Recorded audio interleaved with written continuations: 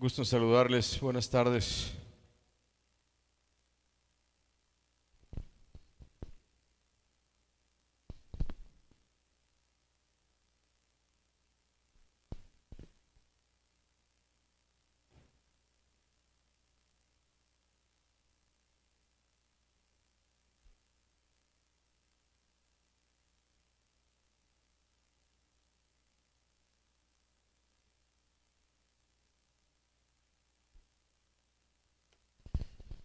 ¿Cómo les está yendo con este tema medio escabroso?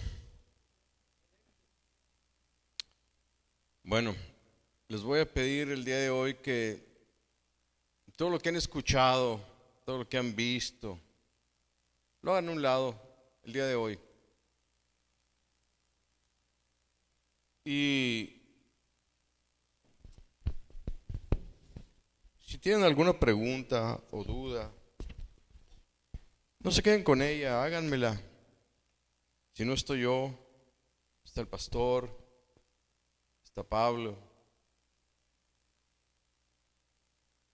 Y en el grupo celular, ahí pueden despejar dudas. Y si no, bueno, pues plantear algunas cuantas preguntas y entre todos buscar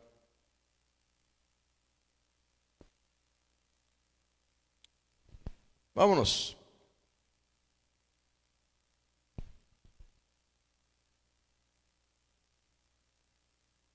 Hoy les voy a hablar sobre un tema que la gente cree saber porque hay mucha difusión al respecto.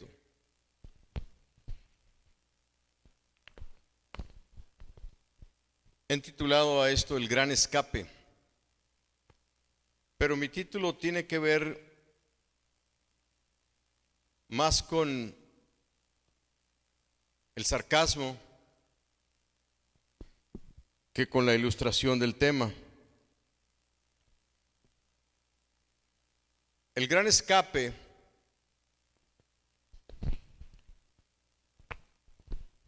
representa algo así como la manera en cómo desaparecería la gente de la faz de la tierra, según una doctrina y una enseñanza de la iglesia. La semana pasada les dije que esa enseñanza tendría alrededor de 170, 200 años que se ha venido enseñando. Pero una cosa debe de quedar muy claro. Pónganme atención, encuéntrenme con su vista. Voltee para acá, deje de escribir. Cristo vendrá otra vez. Cristo vendrá otra vez. Repítalo conmigo, Cristo vendrá otra vez. Esté seguro de ello. El libro de los Hechos nos lo dice, que así como lo vieron irse, lo veremos regresar un día, y todo ojo le verá, y toda rodilla se doblará. Eso creemos. Eso creo yo, eso enseño yo. ¿Alguna vez me convencieron del gran escape? Pero como bien dijo Daniel hace rato, investigando, leyendo, oyendo, escuchando, comparando, me di cuenta que no era así. Cristo vendrá otra vez, que no haya dudas. Mi enseñanza hoy tiene que ver más con la teología que con otra cosa. Existen tres tipos de teología, al menos teología religiosa, porque hay otros tipos de teologías. Pero en la iglesia tradicionalmente se enseñan tres tipos de teología. Hay tres tipos de iglesias y las identificamos por qué es lo que creen y cómo presentan su mensaje. Estos tres tipos de teología son la premilenialista, la amilenialista y la postmilenialista. 3 tipos de teologías. El punto de partida de cada uno de ellos, de estos tipos, para en la interpretación que dan, vienen bajo el título de un punto de vista que está en Apocalipsis 20, 1-4, que habla de un milenio. Por eso es premilenialista o amilenialista y postmilenialista. Apocalipsis 20, 1-4 dice: vi un ángel que bajaba del cielo con la llave del abismo y una gran cadena en la mano. Este ángel sujetó al dragón, aquella serpiente antigua que es el diablo y Satanás, y la encadenó por 1000 años. De ahí viene el milenio. Por eso se habla de 1000 años. Quien quiera leer los demás versículos, léalo. Yo tengo mucho que compartirle el día de hoy y poco tiempo. El premilenialismo, o sea, antes del milenio, los partidarios de esta muy popular doctrina confían en que Cristo regresará y, entre comillas esto, raptará a su iglesia del mundo antes que inicie una tribulación.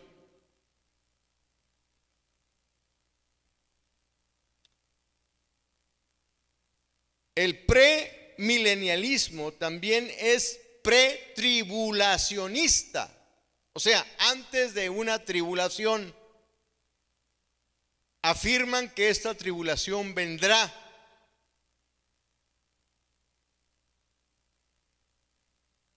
Pero de eso hablamos la semana pasada, Mateo 24. Ahí les hablé y les dije que Jesús se refería al año 70 de esta era, donde pasaron esa tribulación. Ay, pero no era la grande, dicen algunos. Pues si las mamás se comen a sus hijos guisados, dime algo más grande que eso. Si ser arrojado a los leones en la arena no es una tribulación, y ser perseguido y decapitado. Yo no sé de ninguno que sea perseguido ahorita y ser decapitado. ¿Y tú sí? ¿Tú sí sabes de alguno de ellos? Ya lo pasaron. Ahora, si ya lo pasaron y sucede otra vez, ¿cuál es más grande? ¿Lo de antes o lo de hoy? ¿Ves por qué no me hace sentido? Ve a Cuba y cuéntales de la gran tribulación, que no van a tener que comer, y te van a decir que nuevas, tenemos 50 años así. Ve a Venezuela, donde andan buscando comida en la basura, y predícales de la tribulación, y que va a surgir un hombre que los va a esclavizar casi, y te van a decir que nuevas. Dime algo que no esté viviendo ahorita. Los pretribulacionistas creen que va a haber un grupo de cristianos que serán guardados del tiempo de angustia y serán escondidos como la muñeca fea por el Señor antes de la tribulación.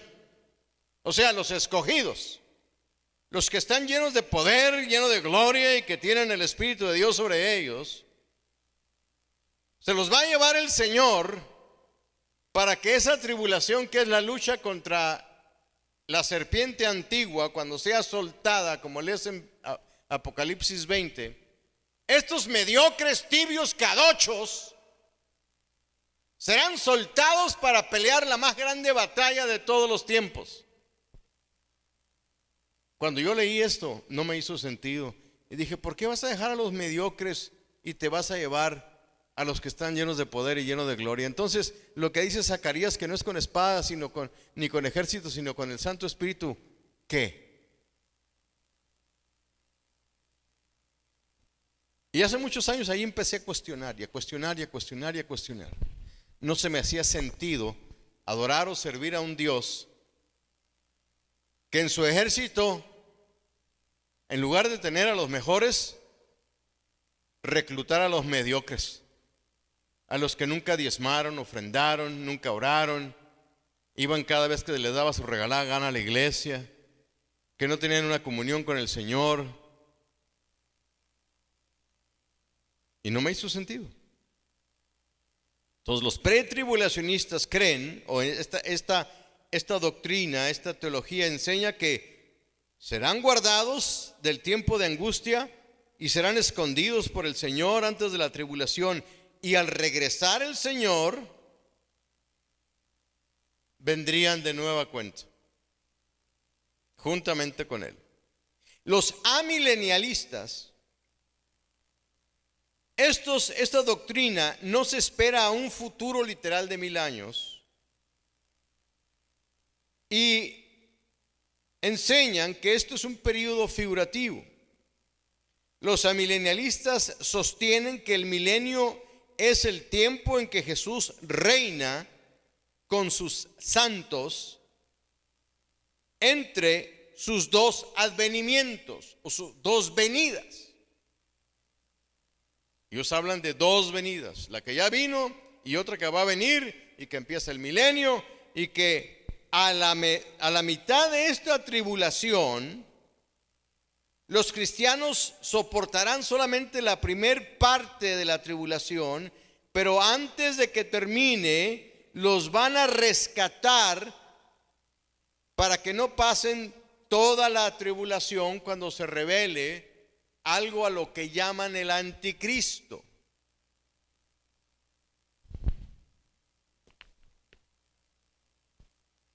El que no es una persona.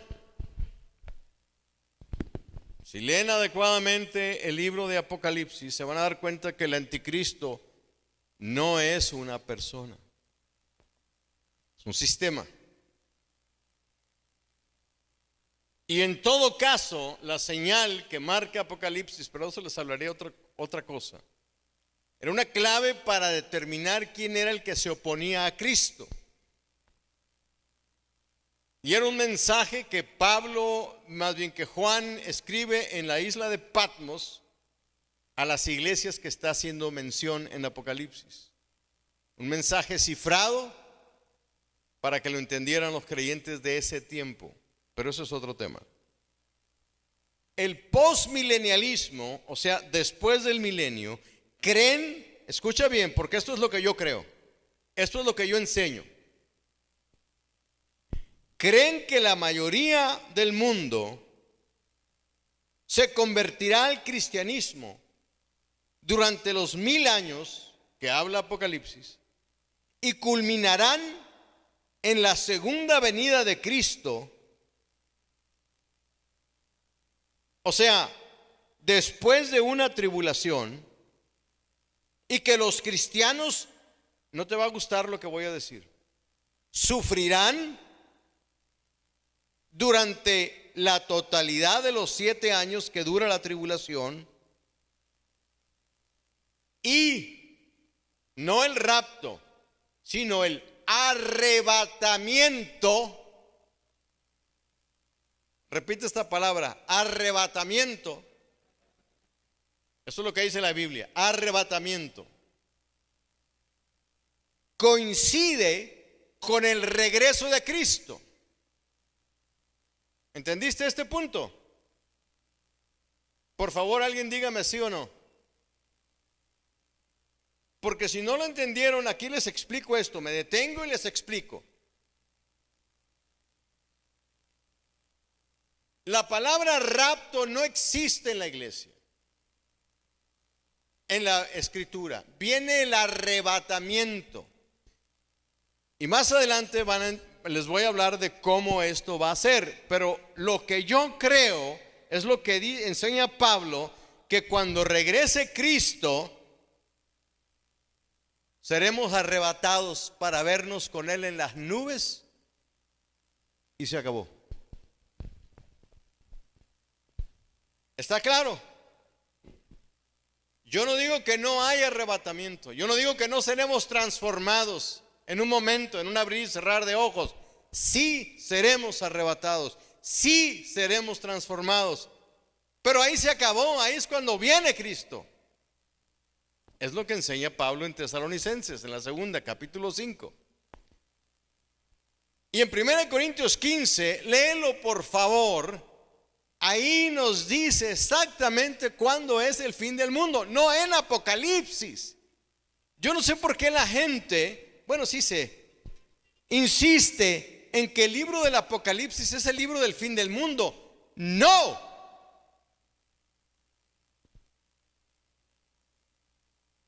El libro de Apocalipsis es el libro de las revelaciones.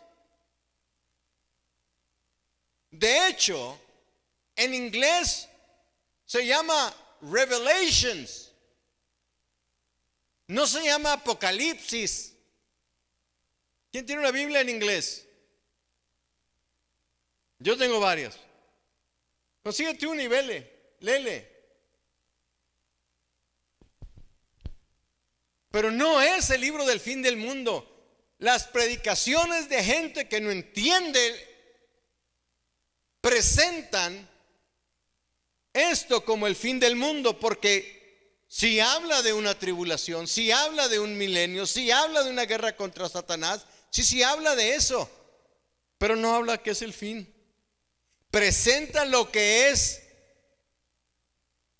la vida después de que viene Jesús. Sobre todo los capítulos 20 en adelante. Y da una visión de lo que Juan el apóstol ve en la isla de Patmos. Pero eso es otro tema. Y como la gente agarra esto y lo predica desde hace más de 30 o 40 años o 50 años, la gente lo ha comprado.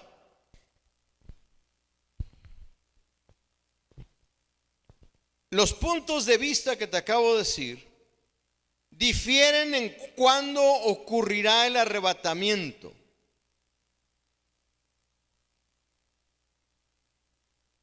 Los premilenialistas dicen que va a haber un rapto antes de la tribulación. Los amilenialistas, que viene a la mitad, o sea, te hablan de semanas de 3.5 años, de 7 semanas, de 3.5, y te hacen un diagrama y ahí están viéndolos. ¿Y cómo sabes que no sabes lo que no sabes?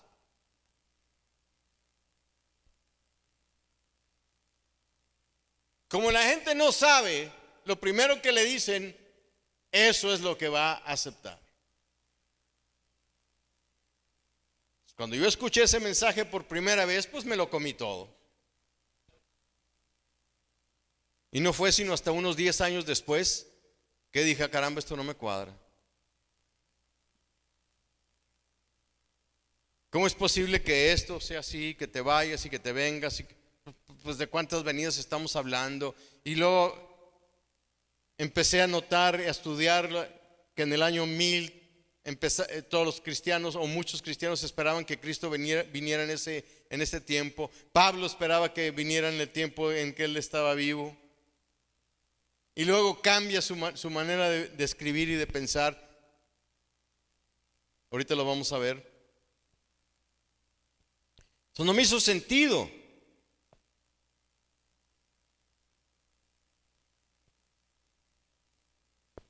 El arrebatamiento es una palabra que la Biblia tiene y habla de ello. Pablo habla de ello. Ahora, fíjate bien, la teología. La teología es como un mapa. Enseña y aprendemos doctrinas. ¿Qué son las doctrinas? Enseñanzas, temas de enseñanza.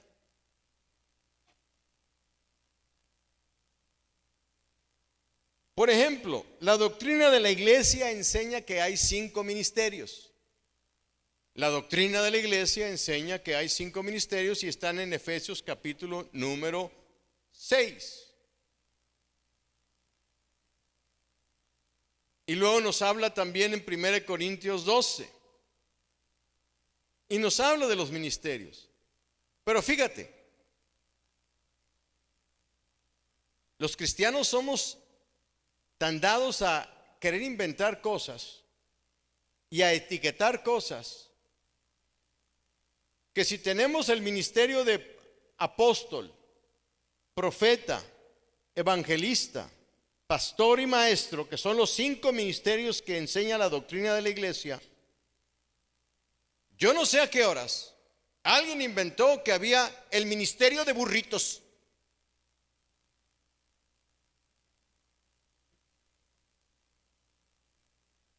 El ministerio del sonido.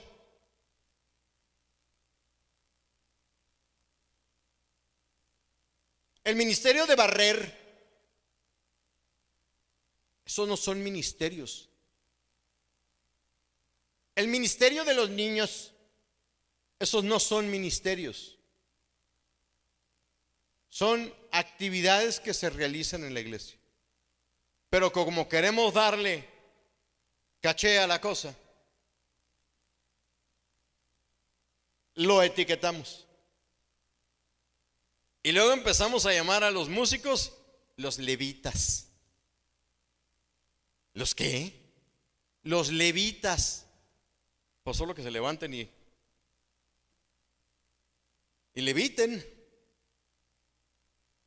Porque los levitas eran sacerdotes descendientes de Aarón. Y yo no encuentro ningún descendiente de Aarón en las mayorías de los levitas que conozco. Y hasta hacen tarjetas de presentación. Fulano de tal, levita. Órale. Y se empieza a repetir la estulticia o la barbaridad. Y luego, como no sabes que no sabes lo que no sabes, repites. Se pone la iglesia en modo perico. ¿Cuál es el modo perico? El que repite todo sin saber por qué, pero repite. ¿Tú crees que los pericos saben lo que dicen? Y ese es un modo que los cristianos agarran, el modo perico. Repite nomás. Lo escucharon aquí, en el púlpito, lo predicó alguien y lo repiten aunque no sepan lo que dice. Entonces, la teología es como un mapa, enseña y aprendemos doctrinas. No es muy excitante, por eso la gente no busca estudiar, porque no es excitante. Salvo cuando viene Daniel y nos vemos cómo está el tipo ardiendo de lo que está aprendiendo, porque está estudiando. Porque cuando estudias el Espíritu Santo te revela. Pero si hay que estudiar teología, ay, qué aburrido, ni siquiera abren la Biblia y no pueden ni siquiera aprender lo más esencial porque les da pereza. Entonces se ponen en modo perezoso. Iba a decir de otra manera, pero no me atreví.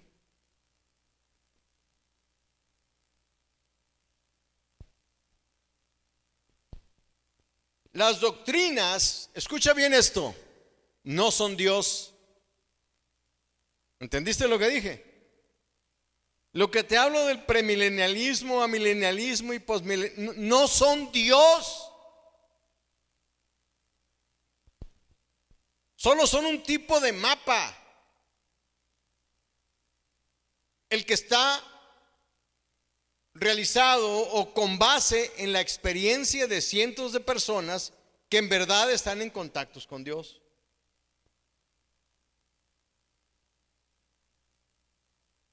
Si se desea llegar más lejos, debemos usar el mapa. Yo usé el mapa del premilenialismo mucho tiempo, hasta que llegué a un callejón sin salida. Dije, esto no puede ser. No puede ser.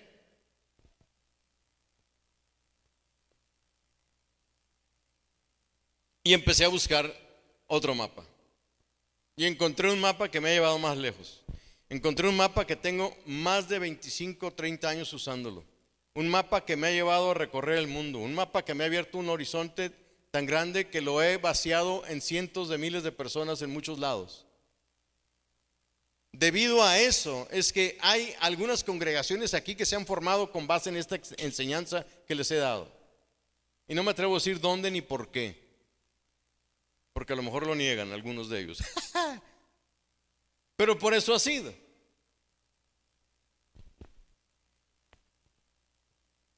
Si se desea llegar más lejos, debemos usar el mapa. Necesitamos una buena teoría más una práctica, y entonces tenemos buena teoría más práctica. ¿Qué tenemos? Buena práctica.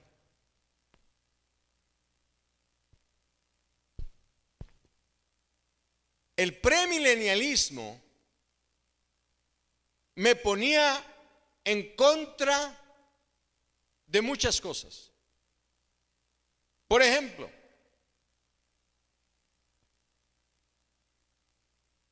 cuando llegaba, mi esposa y yo dirigimos un grupo de jóvenes muy grande en Mexicali.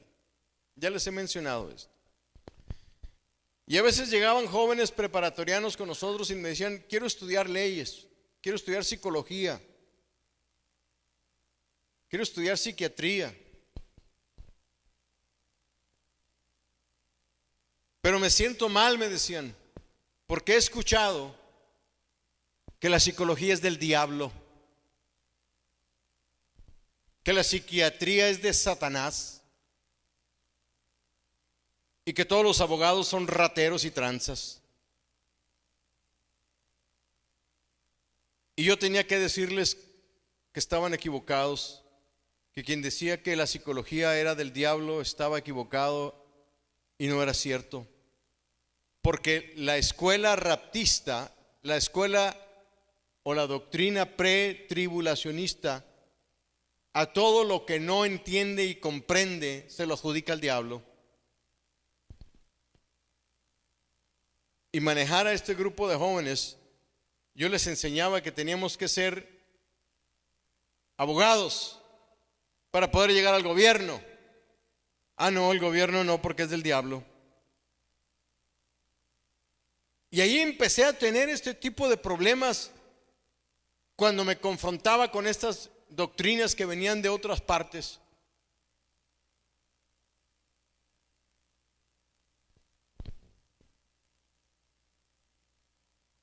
Dentro de los 10 mandamientos yo nunca he encontrado un versículo que diga: no tomarás. ¿Tú sí? ¿Alguno de ustedes lo ha encontrado? Dice: no te emborraches. Pero no dice: no tomarás. Ah, pero es que la cerveza y el licor y el vino es del diablo. Oye, y el vino que tomaba Jesús era vino sin alcohol. Ah, ¿y dónde dice eso? ¿Qué no dice ahí Juan 2 que el experto en vino llegó y probó el vino y dijo: es de la mejor calidad que he probado?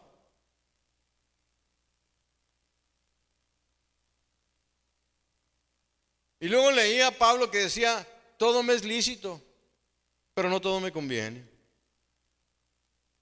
Y luego leía en Salmos: no veas al vino, a Proverbios, no veas al vino cuando rojea, porque finalmente morderá como la serpiente. Y empezaba a encontrar balance. Hagan todo decentemente y con orden. ¿De qué vino tomaría Jesús? Y eso me hizo buscar otro mapa para encontrar qué responderle a mis muchachos. Estudia leyes, llega al Congreso. Si esto lo hubieran aplicado todas esas iglesias que enseñaban que las leyes, que estudiar leyes era del diablo, ¿sabes qué? No estaríamos ahorita rogándole a la gente que no, ¿cómo se dice? Que no legislaran a favor del aborto. No habría necesidad de hacer encuestas. tendríamos diputados temerosos de Dios, tendríamos gobernadores temerosos de Dios. El problema de la violencia intrafamiliar no sería tan grande, la violencia contra la mujer no sería tan grande, porque hubiéramos tenido personas temerosas de Dios en posiciones de gobierno, de educación, de economía. Cuando todas estas iglesias que enseñaban sobre el rapto y la tribulación decían que no te mezclaras y no te contaminaras con la gente del mundo. Y más cuando escuchaba yo que Jesús decía: ustedes son la sal de la tierra, la luz del mundo. Y luego escuchaba yo predicaciones donde no te mezcles con la gente del mundo. O sea, yo, caramba, pues ¿a quién le hago caso, pues? Y como es muy fácil ser cristiano dentro de la iglesia y muy difícil ser cristiano fuera de la iglesia, porque afuera tienes que dar testimonio, afuera te tienes que portar bien, y en la iglesia pues ahí la vas campechaneando, ¿no?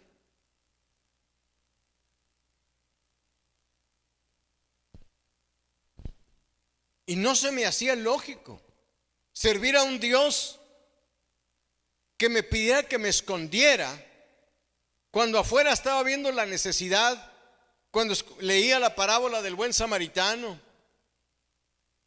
Pues ¿cómo puedes? Y encontré el mapa. Encontré un mapa que iba más allá de lo que me estaban diciendo. Un día recuerdo que llegaba, yo fui a escuchar a un predicador que llegaba allá a Mexicali. Fuimos al gimnasio, que era un local grande, como aquí, como el de bachilleres, por ejemplo. Iba yo entrando, caminando, ya había empezado aquella cosa, y el predicador gritaba desaforido. Ya ven cómo grita, ¿no? Y gritaba y se estaba deshaciendo. Y Hitler está en el infierno, decía. Mussolini está en el infierno. Y yo me quedé así. Mao Zedong y Marx están en el infierno. Di media vuelta y me salí.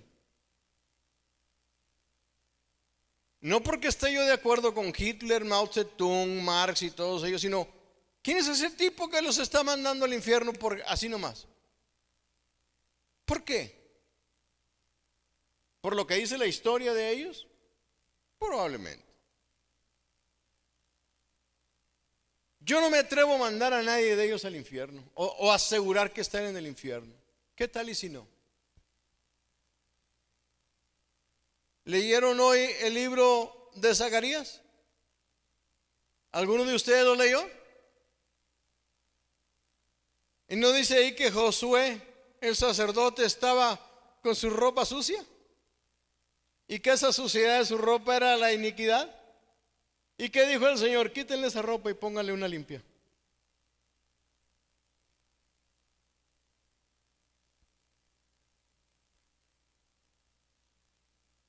¿Y quién estaba enseguida de Josué?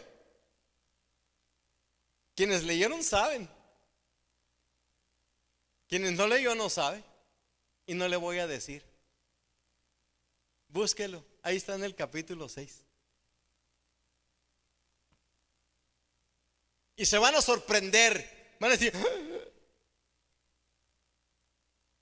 Y los raptistas, los del rapto, más se sorprenden cuando salen estos pasajes. No saben ni qué hacer ni qué decir.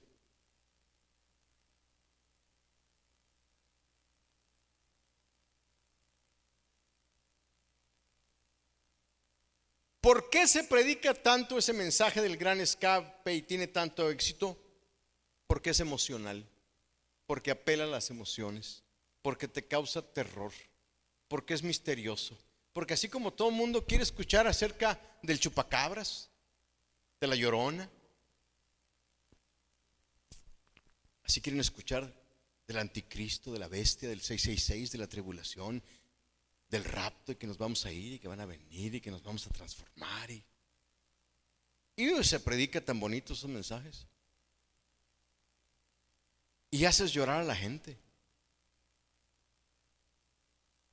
Arrepiéntete ahorita, porque si Cristo viene en este momento, ¿a dónde vas a irte? Piensa, considera. Y ahí está la gente, sí, pues me robé un dulce anoche, me lo comí todo, ay no, y empiezan a chillar. Y a la hora que hacen el llamado, vengan los pecadores, arrepiéntanse. Yo sé a predicar ese mensaje, lo prediqué. Tienes mucho éxito y se te llenan los frentes.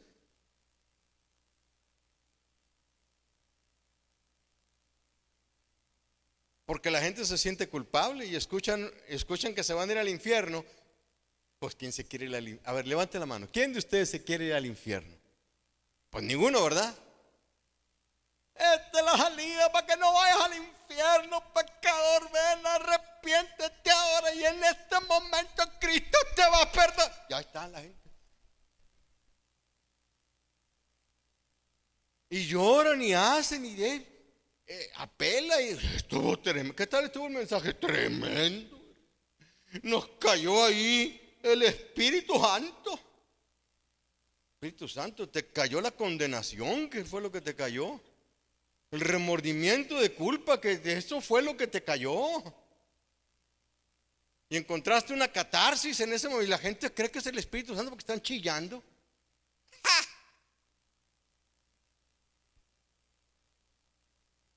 En fin, la religión emocional tiene éxito y es preferida al uso del mapa. Porque bueno, esto trata con las emociones. Es atractiva, es emocionante, pero no conduce a ninguna parte. Es como estar viendo las olas de la playa, escribe C.S. Lewis. Es emocionante, pero sin esfuerzo alguno. ¿Ya ves, Pablo? Fuerza. El mensaje. Así nunca viajarás por el mar si estás en la playa nomás viendo. Ahora, la Biblia se interpreta a sí misma, ¿de acuerdo? La regla número 1 de la hermenéutica. La Biblia se interpreta a sí misma.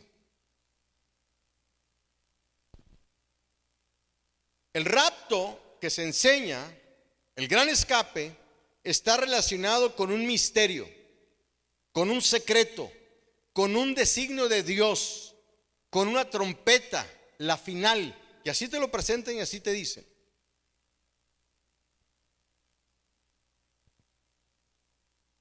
¿Será? ¿Qué dice tu mapa y qué dice mi mapa? Te voy a decir. Primera de Corintios capítulo 15, versículos 51 y 52. Apúntale porque debes de leer estos versículos. Fíjate cómo dice Pablo. Primera de Corintios capítulo 15, versos 51 al 52. Ahí te va. Pero quiero que conozcan el designio secreto de Dios. ¿Qué dice? Quiero que conozcan el designio secreto.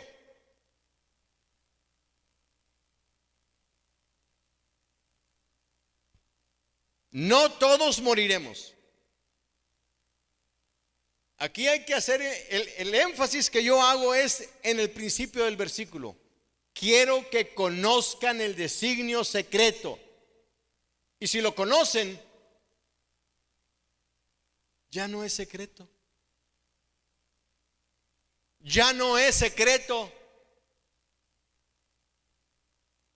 ¿Qué quieres que conozcamos?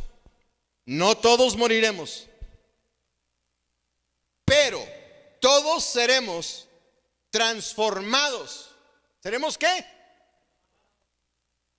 No raptados, transformados. En un momento, en un abrir y cerrar de ojos, cuando suene el último toque de trompeta. Para esto tienes que irte al Antiguo Testamento y saber por qué se suenan las 7 trompetas. Esta es a la última. Pero no voy a hablar de eso hoy. Porque sonará la trompeta Y fíjate bien lo que dice ahí. Y los muertos serán resucitados para no volver a morir. ¿Quiénes? ¿Serán qué? ¿Dónde dice raptados? Dice resucitados. Así como Él resucitó, nosotros también resucitaremos. Y luego, fíjate lo que agrega Pablo. Por eso a veces me dicen, oye, ¿y tú que te vas a morir un día? Sí, yo prefiero, hay dos trenes, el primero y el segundo. ¿Cómo? Sí, el primero es los que están muertos y serán resucitados. Y el segundo, los que estemos vivos, seremos transformados. Entonces yo quiero en el segundo. ¿Por qué? Vamos, piensa, McFly. ¿Por qué? Eso es, dilo fuerte.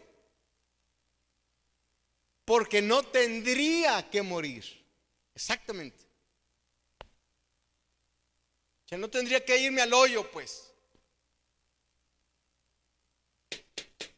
Entonces, y nosotros seremos transformados. Y luego te dice, ¿por qué? Pues nuestra naturaleza corruptible se revestirá de lo incorruptible y nuestro cuerpo mortal se revestirá de inmortalidad. Transformados, no raptados. Entonces ya no es un misterio. ¿Estás de acuerdo? Ya lo sabes, ¿cierto? ¿Cuándo va a suceder esto? A la final trompeta. ¿Y cuándo va a sonar esta? Ahí te va. El segundo misterio que se va a revelar aquí. Efesios capítulo 1, verso 9 y 10. Efesios 9, 1, 10. Y nos ha hecho conocer el designio secreto de su voluntad. ¿Nos ha hecho qué?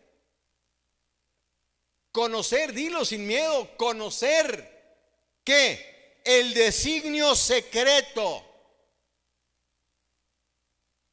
Él, refiriéndose a Dios, a Jesús, al Padre, a Dios, Él en su bondad se había propuesto realizar en Cristo este designio e hizo que se cumpliera el término que había señalado. ¿Cuál término? El del nacimiento de Cristo.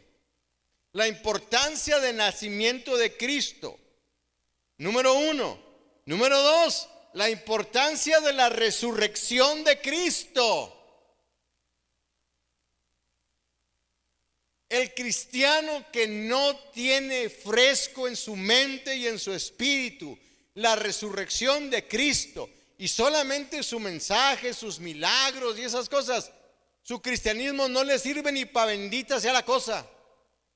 Porque el hecho de que somos cristianos y el ministerio del cristianismo creció, o la doctrina o la iglesia creció, fue con base en que Cristo resucitó.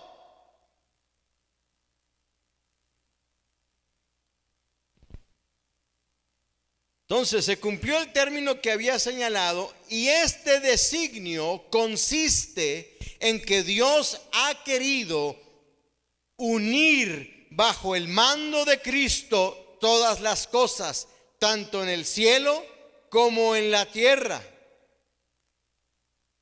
De nuevo, el misterio, el secreto, el designio, ¿cuál era? Reunir todas las cosas en Cristo. ¿Cuál era? Reunir todas las cosas en Cristo, los vivos y los muertos. En el cumplimiento de los tiempos ocurrirá este arrebatamiento. A la venida. La enseñanza es muy sencilla. No rechaces a nadie, porque tarde o temprano estará unido a ti. Por eso no debemos de rechazar a nadie que entre por esa puerta. A nadie. No importa cómo venga, quien sea, cómo venga vestido, cómo se identifique. ¿Entiendes lo que estoy diciendo? ¿O quieres que me ponga más explícito? Ahí te va un tercero. Efesios capítulo 3, verso 3 al 6. Efesios capítulo 3, verso 3 al 6. Por revelación he conocido el designio secreto de Dios. Cuando lees un libro, pregúntate para que el conocimiento se te quede. Haz notas.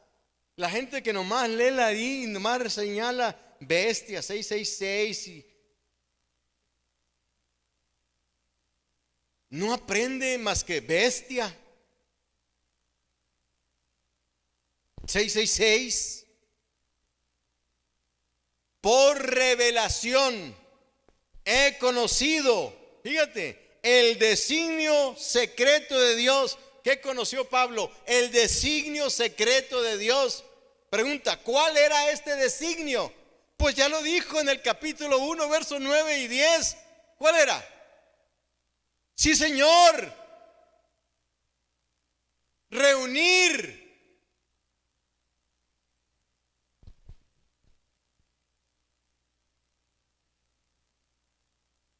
Como ya les escribí brevemente, y al leerlo pueden darse cuenta de que conozco este designio secreto realizado en Cristo, que no se dio a conocer a nadie en otros tiempos, pero ahora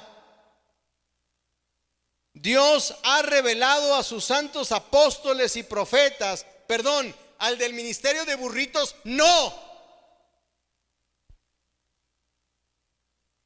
sino al ministerio de los apóstoles y profetas, por medio de su Espíritu, Espíritu Santo, está con mayúscula, el designio secreto. ¿El qué? El designio secreto es este, y pone 2 puntos, que el evangelio, que por el evangelio Dios llama a todas las naciones a participar. ¿A quiénes llama? ¿A los musulmanes? ¿A los chinos? ¿A los de la 4T? Sí, también.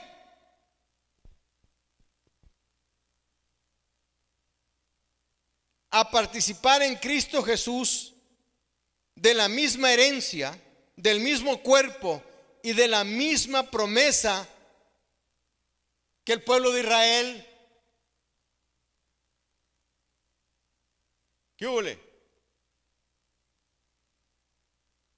Entonces, aquí estamos hablando de que el misterio se da a conocer.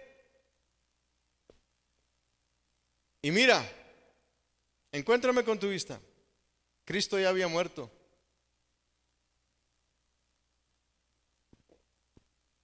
¿30 o 40 años antes de que se escribió esto?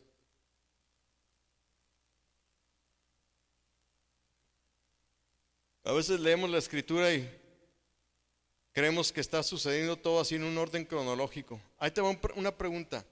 El libro de Zacarías, ¿cuándo se escribió?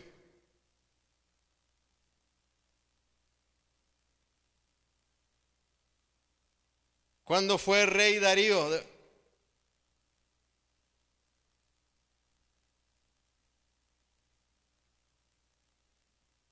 522 años antes de Cristo.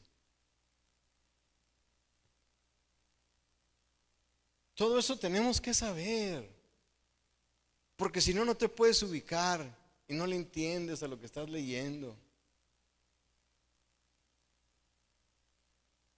Darío, rey de Persia, que Dios lo usó a pesar de que no era hebreo, 522 años antes de que naciera Cristo.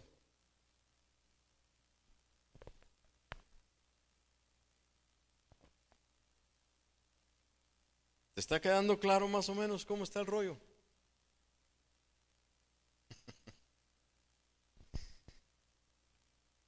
La segunda venida de Cristo ocurrirá ¿cuándo? Al final de la trompeta séptima.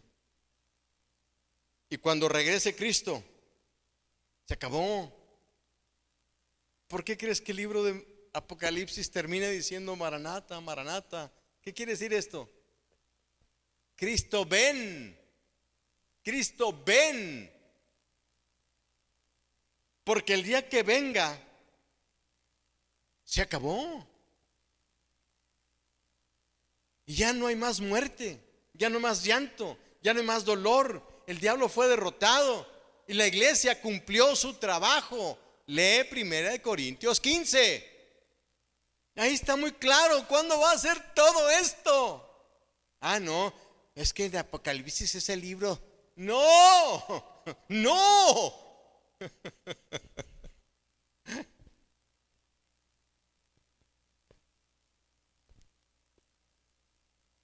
Fíjate bien, ¿cuándo va a suceder esto? ¿Nos va a tomar por sorpresa? No. Primera de Tesalonicenses 5. Fíjate, la escuela premilenialista, la doctrina premilenialista, las que cantan el rap del rapto, dicen que es en cualquier momento, que pudiera ser ahorita mismo, ya. Eso era parte de lo que no me hacía sentido. Ya te he contado que cuando tenía 6, 7 años que íbamos de Mexicali a Tijuana, había una piedra que decía Cristo viene pronto. Y yo la veía y me impresionaba.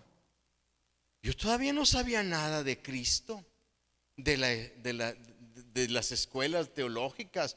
No sabía nada de lo que sea ahora. Sin embargo, yo veía eso y me daba miedo y terror. Cristo viene pronto.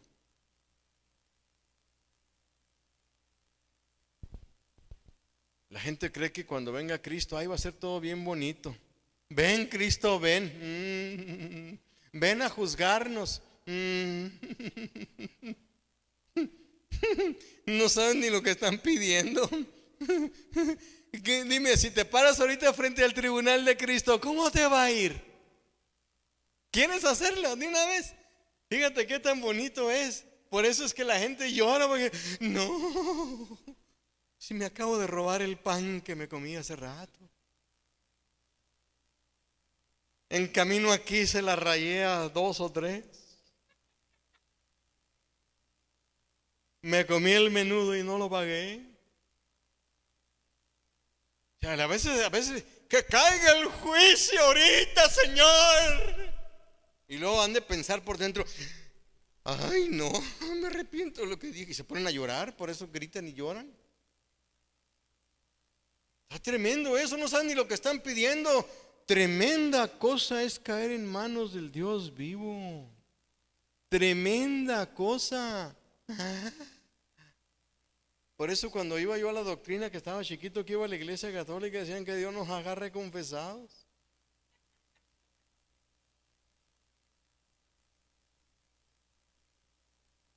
Yo fui a la doctrina, caramba, yo crecí en la iglesia católica, nunca escuché de rapto. ¿Tú escuchaste, Carmen, de esas cosas? ¿Verdad que no? No les puede importar menos, porque para eso es.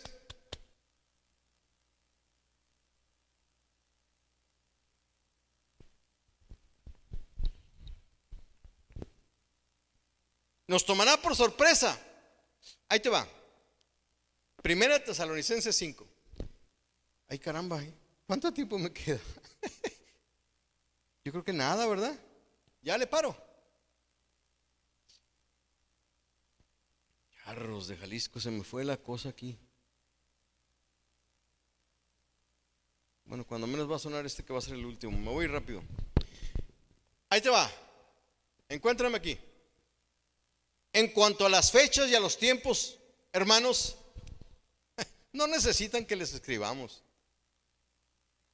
Ustedes saben muy bien. ¿Ustedes qué? Órale. Ustedes saben muy bien que el día del regreso del Señor llegará cuando menos se lo esperen. como un ladrón que llega de noche. Y aquí es cuando los premilenialistas, los del rapto, empiezan a danzar su rap. Como ladrón en la noche, va a venir, nos va a agarrar y que te agarre confesado y que te agarre. Y ahí empiezan. Pero fíjate bien, lee lo demás. Cuando la gente diga, todo está en paz y tranquilo. ¿Cómo está ahorita? ¿En paz y tranquilo? Entonces ahorita no puede ser. ¿Ok? Ahorita no puede ser. Hay guerra en Ucrania. No está en paz y tranquilo. ¿Cuántos muertos hay en Ciudad Juárez al mes? Casi 200. ¿Cuántas mujeres desaparecen? ¿Y cuántos hombres desaparecen? Un montón. Y no hay tranquilidad. Es un despapalle, ¿sí o no? Estamos peor que nunca, ¿sí o no? Órale pues. Entonces ahorita no. Cuando digan que todo está en paz y tranquilo, entonces vendrá de repente sobre ellos la destrucción. ¿Sobre quiénes son ellos? Think, McFly. Piensa, McFly.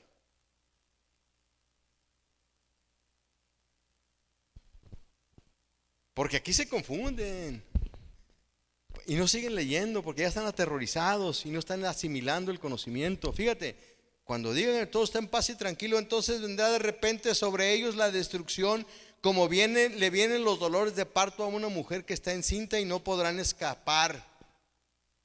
Y todo el mundo se paniquea y todo el mundo llora y todo el mundo quiere correr y rasgarse las vestiduras y no leen el versículo 4.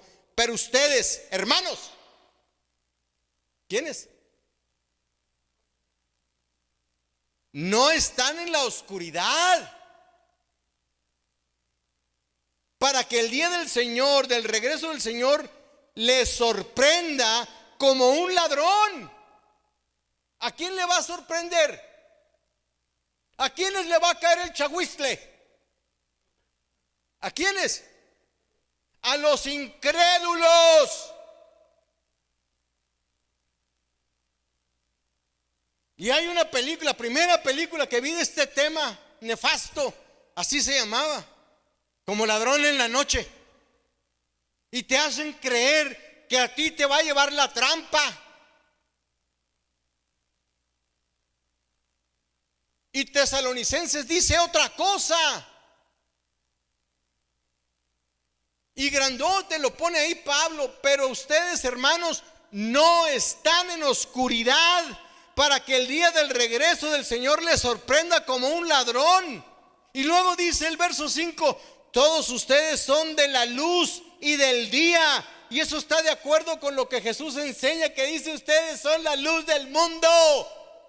Pero no ligan una cosa con la otra. ¿Te das cuenta por qué me empezó a caer, a chocar ese mensaje del rapto? Porque no tenía sentido con lo que decían los demás. Y luego, como no saben y tienen que defenderte, empiezan a inventar un montón de cosas. Pero la Biblia se interpreta a sí misma.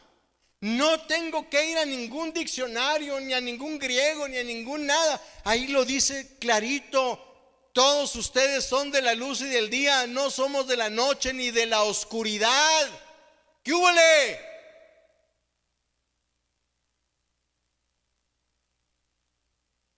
Vendrá como ladrón en la noche para los malvados. Por eso es la buena noticia. Arrepiéntete, porque ahora en Cristo tus pecados te son perdonados. Puedes entrar a la presencia de Dios. No necesitas intermediario. El templo fue destruido, el velo fue rasgado. Tenemos acceso directo. No necesitas chivos, borregos para hacer sacrificios. Tus pecados te son perdonados y serán echados al fondo de la mar, y el Señor no se acordará más de ellos.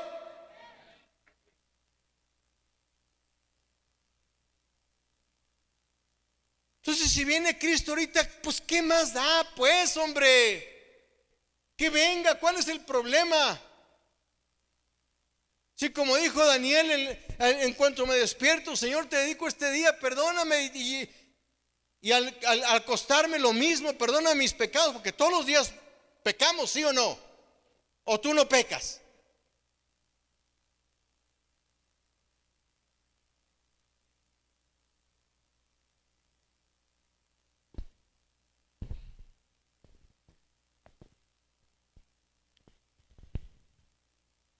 Mateo 24:36. Ya prediqué sobre, o ya enseñé sobre eso. ¿Cuáles serán las señales de tu venida? No podemos saber el tiempo de que de la venida. Claro que, caramba, ¿por qué no hablan del rapto? ¿Por qué Jesús no habló del rapto ahí en Mateo 24? El contexto, Jesús dice: ¿qué señales habrá de tu venida? Bueno, pues la gente estará casándose, como en los días de Noé. ¿Pero de qué hablaba? Ya lo vimos la semana pasada, del fin de los tiempos de la era judía. Y dice: póngase truchas, porque cuando de la higuera brotan las hojas, sabemos que el verano está cerca. Entonces, el contexto prueba que el lenguaje que usa Jesús no es figurado, es literal, y tenemos que estar atentos.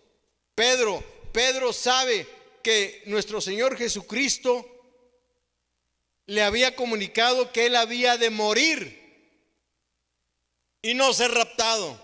Él sabe que va a morir. Él no predicó un inminente retorno de Cristo porque él sabía que iba a morir. Le dijeron, 2 de Pedro 1:14, le dice que pronto habrá de dejar esta vida, y lo pone en su carta. Los que sabían de las palabras de Jesús a Pedro también sabían que Pedro envejecería. 2 de Pedro 3, del 3 al 4, todo tengan en cuenta que en los días últimos vendrá gente que vivirá de acuerdo con sus propios malos deseos. Pero si no te das cuenta que los días últimos se refieren a la era judía, los puedes poner donde te dé tu regalada gana. ¿A qué se refiere Pedro con los últimos días? A los últimos días del templo. Te lo dije la semana pasada, que es destruido el templo y la nación judía es erradicada de la faz de la tierra en cuanto a sus conceptos religiosos y su templo. Y viene la diáspora. Pablo dice: nadie los engañe, ni la venida de Cristo ni la reunión con él pueden ocurrir hasta que sucedan las señales que se levantan contra todo lo que es y representa a Dios. Tengo que terminar ya porque ya tengo mucho rato aquí.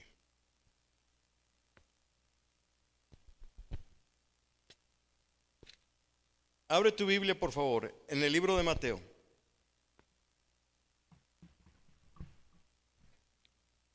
En el libro de Mateo, capítulo número 13. Con esto voy a terminar.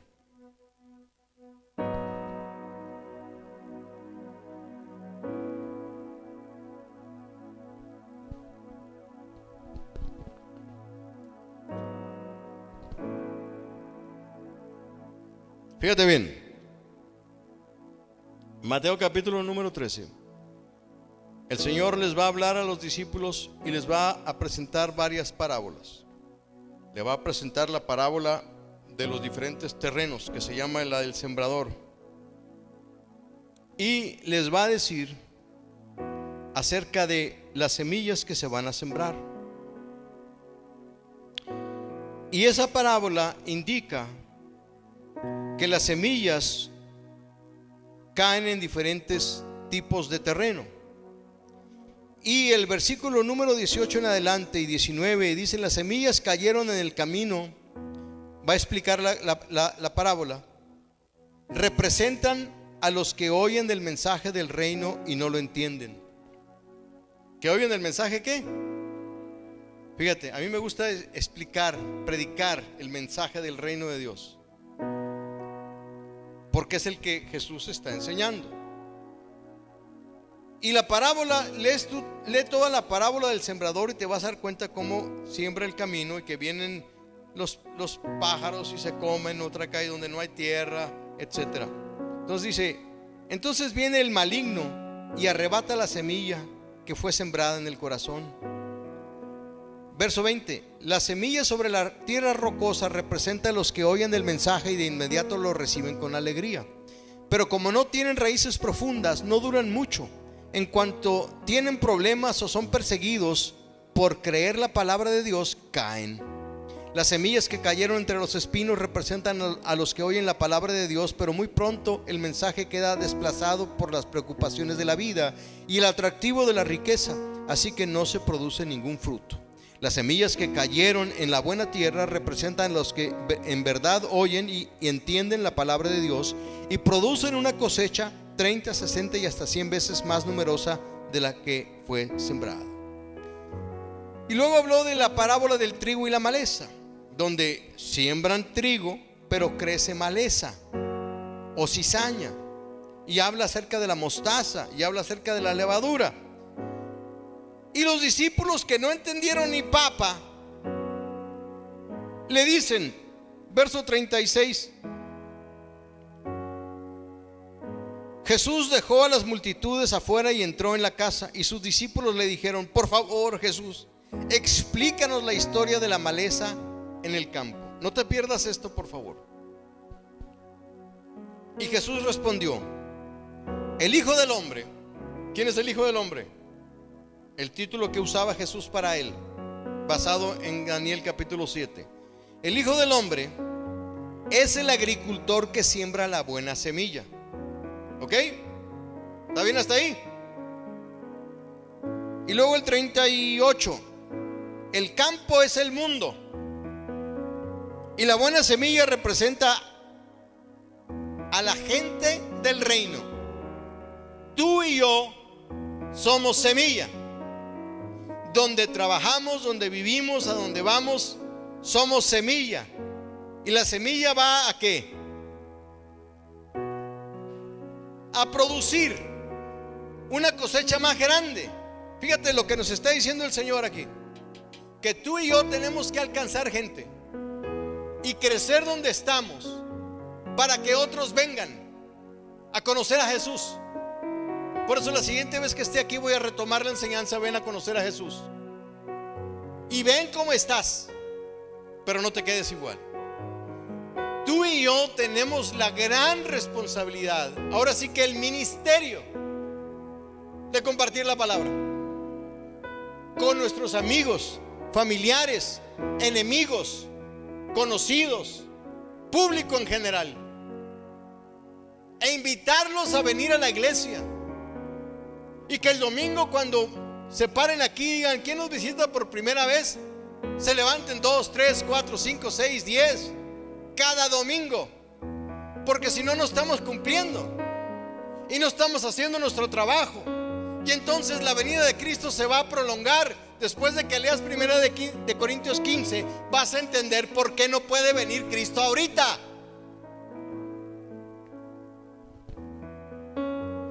Y fíjate pues, el campo es el mundo y la buena semilla representa a la gente del reino.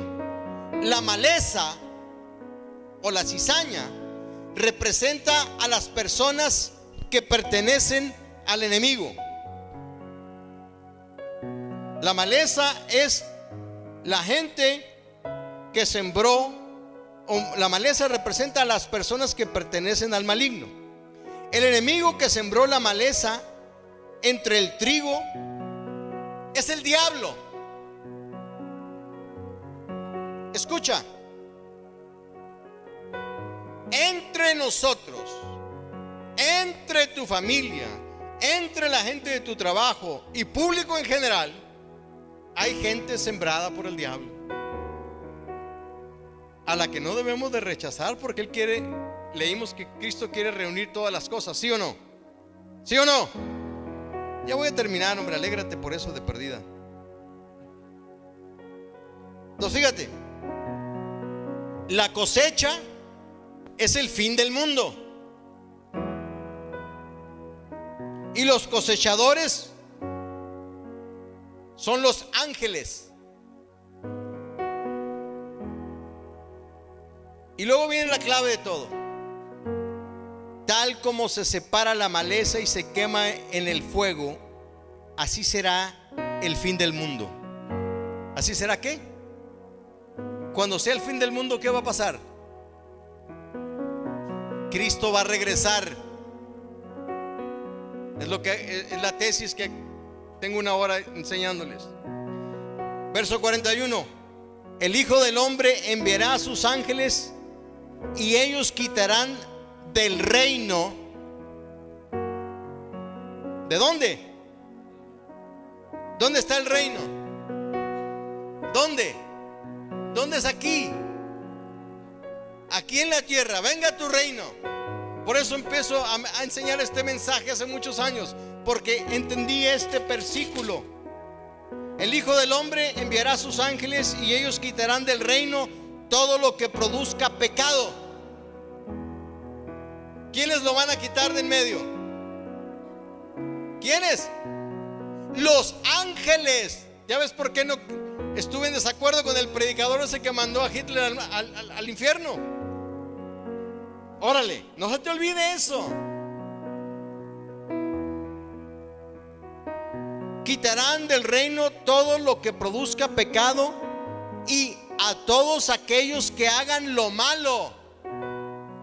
¿Quién los va a quitar? ¿A quiénes? Y los ángeles los arrojarán al horno ardiente, donde habrá llanto y rechinar de dientes. Entonces los justos brillarán como el sol en el reino de su Padre. El que tenga oídos para oír, oiga. Si entiendes ese pasaje, entenderás que el rapto, el gran escape, no tiene sustento. ¿Quiénes se van primero? ¿Quiénes? Dilo fuerte. Entendiste exactamente. ¿A los demás les dio miedo? ¿O por qué no dijeron los malos? Porque la enseñanza raptista está todavía en tu mente. Y esa enseñanza raptera dice que Dios se va a llevar a los buenos y los va a esconder de todo lo que va a suceder. Pero eso no es cierto. El mismo Señor está diciendo cómo va a ser el fin del mundo. Van a venir los ángeles y se van a llevar a los malos y los van a echar al infierno. Y se habla del fin del mundo, no de un rapto de ningún tipo, ni de ninguna tribulación de ningún tipo. ¿Entiendes cómo está la cosa? ¿No quieres que te lo vuelva a explicar, verdad que no? No, dicen, pues perdóneme que me tome tanto tiempo, pero si no lo tomo, la enseñanza no queda completa. Y entonces quedan peor que al principio. ¿Entendieron, niños? Aplaudan, niños. ¿Hay rapto o no hay rapto? ¿Ya entendiste por qué me río de esas cosas? Porque no tiene sustento. Está clarísimo. Primero se van los malos y los buenos no nos vamos. Se quedan a brillar. ¿Dónde va a ser el cielo? Pues aquí. Nueva tierra, nuevos cielos. Ahora sí, lee Apocalipsis 21 y te vas a dar cuenta que va a llegar la nueva Jerusalén. No nos vamos a ir a la nueva Jerusalén, calles de oro, mar de cristal, nada. Aquí, señores, aquí. Y en medio de todo, el árbol de la vida, que con sus hojas sana a las naciones. ¿A cuáles naciones? A las que están aquí, a todas las que conocemos. Y entonces nos vamos a dar cuenta de todo lo que hay allá afuera. Y entonces brillaremos y le veremos a Él tal como Él es, porque nosotros seremos igual que Él. Seremos transformados a ser como Él es.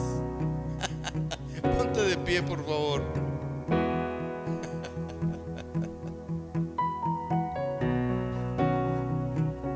Vamos a cantar, vamos a adorar al Señor, a irnos con alegría, porque el mensaje del fin del mundo es un mensaje de esperanza que nos debe de traer alegría y no temor, no terror, sino esperanza de estar ahí cuando esto suceda y que cuando Él regrese nos encuentre trabajando. Amén.